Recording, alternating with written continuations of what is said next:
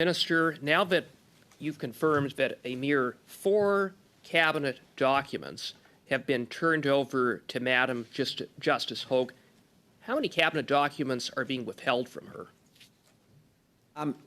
Mr. Chair, I don't have the specific number. Those are decisions that perhaps Madame Drouin could elaborate on, but I also think it's a fundamental principle. It was just a simple question. How many documents have been withheld? You can't answer that. I find it astounding that a mere 4 documents have been turned over to Madam Justice Hogue that Madame Drouin said were deemed to be the most relevant. Who determined those documents to be the most relevant? The Prime Minister, the PCO, Madam Justice Hogue? Who determined that?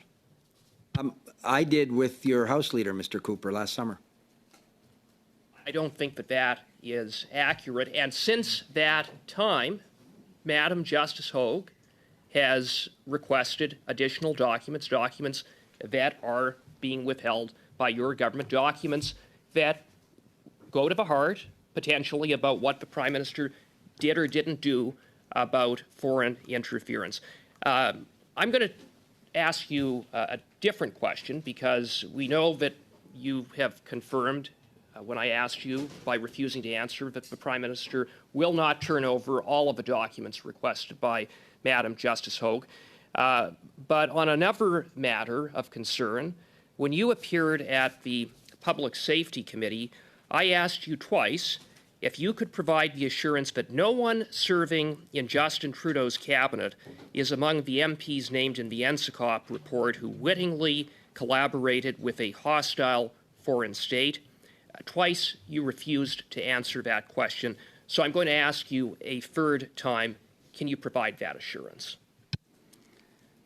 Mr. Chair, Mr. Cooper has asked that question a number of times in committee and in the House of Commons. My answer remains the same. I took note of what Deputy Commissioner Flynn of the RCMP said when he testified yesterday before a committee as well. Getting into precisions with respect to specific intelligence information, including the numbers of people that may be a source of comments in various intelligence documents, is not something that we're permitted to do. And again, Mr. Cooper can ask the same question, but he's going to get the same answer, Mr. Chair.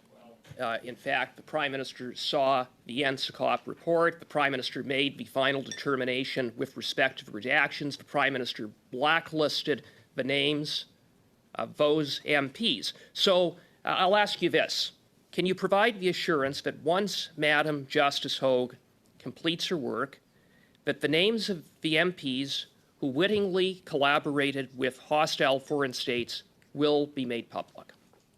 Mr. Chair, just to correct again another falsehood that Mr. Cooper asserted, that the Prime Minister made those redactions in the NSICOP report, I would draw him to comments of Alex Ruff, who made it very clear before the committee that none of the redactions of the NSICOP report were made by any political person, by a political staffer, by a minister, and the idea that the Prime Minister has a black marker and spends his time redacting the NSICOP. You know it, Mr. Cooper knows, Mr. Cooper knows, Mr. Chair, Mr. Cooper knows it's fake. Hey.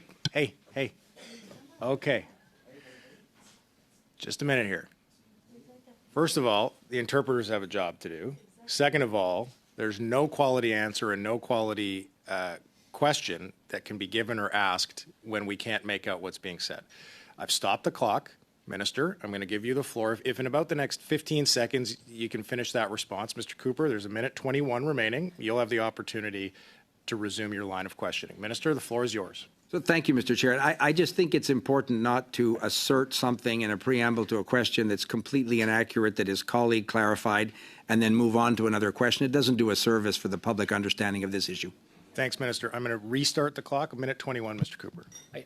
Minister, answer the question. Can you provide the assurance that once Madam Justice Hogue completes her work, that the names of the MPs who wittingly collaborated with hostile foreign states, or any foreign state for that matter, wittingly and knowingly, will be made public? Mr. Chair, I don't think that it would be appropriate for me to offer legal advice to a Court of Appeal Justice on what would be her obligations in terms of a public report with respect to national security information.